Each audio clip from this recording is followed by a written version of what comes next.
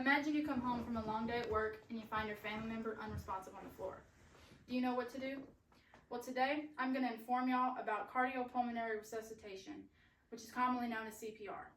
I myself am CPR certified, and I also assist my family members who are CPR instructors when they do classes teaching people how to do it, and that helps me ensure that I know how to do CPR if something does ever happen. There are crucial steps involved in CPR, and some of the ones that I will be discussing today is checking responsiveness or for a pulse, calling 911, beginning compressions, and knowing when to cease CPR, which is the hardest part. So now I'll be breaking down each individual step for y'all. And here to assist me today, I have my good friend Steve. And he's not much of a talker, but he is quite the good actor. So you come home and you find Steve laying on the ground. You want to make sure and see if he has a pulse, see if he's responsive. You just want to shake him, call out his name, and see. Steve, are you okay? Wake up, Steve! If he doesn't respond, this is when you want to check for the pulse. It's really easy to do this. All you have to do is take your index finger and your middle finger, find your jawline, and move it down and forward slightly.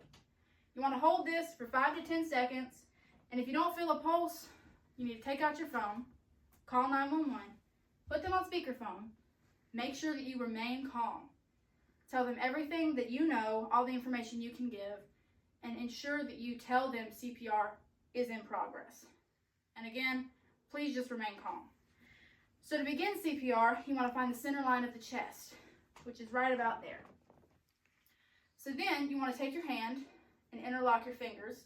You want to take the base of your hand, place it in the center line, lean over, making sure that your shoulders are center with the body, and you want to lock your elbows, pivoting at the hips. You want to press hard and fast, but the American Heart Association says that for non-medical personnel, compression-only CPR is recommended at a rate of 100 to 120 compressions a minute at a depth of approximately 1.5 to 2 inches. Make sure that you just compress hard and fast. But a great way to remember how fast to compress is to sing a song similar to Baby Shark, or Another One Bites the Dust, ironically. But it is a great way to make sure that you are compressing adequately. The hardest part, like I said, is just knowing when to stop. Knowing when to stop CPR is a hard decision. It's even harder than acting upon beginning CPR.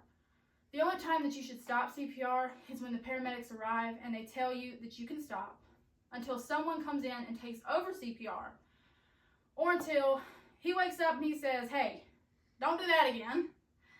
And you can also stop when you physically cannot do CPR anymore. But if it's not a family member, that's not very likely. As you can see, it's very, very exhausting. I'm out of breath just doing a few compressions for y'all. But it is very important that you do something.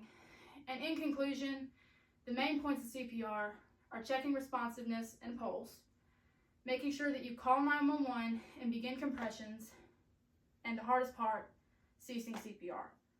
It's very important that you do something, regardless of if your rate and your compressions are 100% perfect. As long as you're doing something to help people, that's the main point.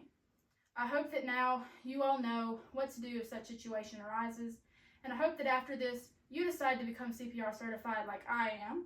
And if you need any additional information for that, just contact me and I can give you any information. I appreciate all your time today, and I hope that you will act upon what you've learned. Thank you.